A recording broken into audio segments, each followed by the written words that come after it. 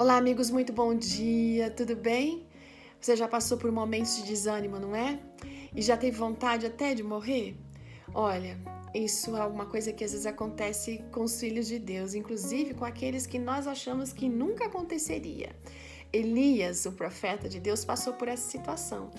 Lembra da história que ele estava lá no Monte Carmelo e ele, por uma demonstração de fidelidade a Deus, Deus honrou e mostrou que ele era o Deus soberano.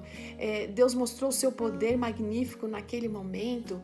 Então, depois daquele momento, veio a chuva, né? Que não caía há 3 anos. Elias foi despertado naquela noite com uma ameaça de morte por parte de Jezabel, a mulher de Acabe, a rainha. Gente, incrível, mas ele tremeu de medo e ficou deprimido por causa disso. Sabe por quê que ele se deprimiu? Porque ele achou que tudo aquilo que tinha acontecido lá no Monte Carmelo não tinha adiantado para nada.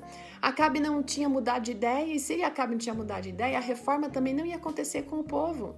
Você já observou que às vezes a gente faz muito e quando a gente não vê o resultado que a gente quer, a gente desanima, se frustra e se deprime? Você já observou que a gente tem essa tendência, fica desanimado porque diante de uma situação que a gente conversa e fala, muitas pessoas gostaram, apoiaram, mas tem umas 2 ou 3 que a gente foca nelas e porque elas não combinaram, não aceitaram, enfim, não apoiaram, não gostaram, a gente desanima.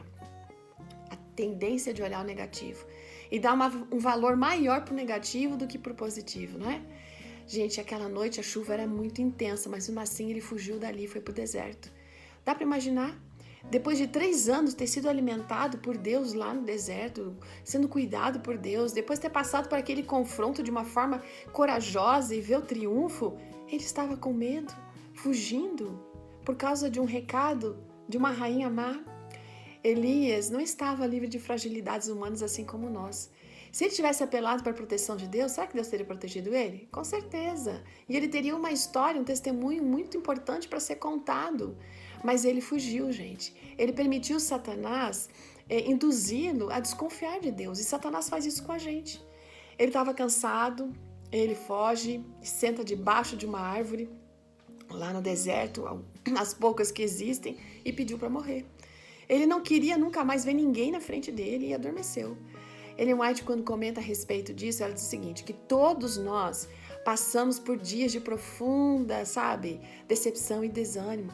Aqueles dias em que só bate tristeza, né? É difícil até crer que Deus é bondoso, que Deus quer o nosso bem.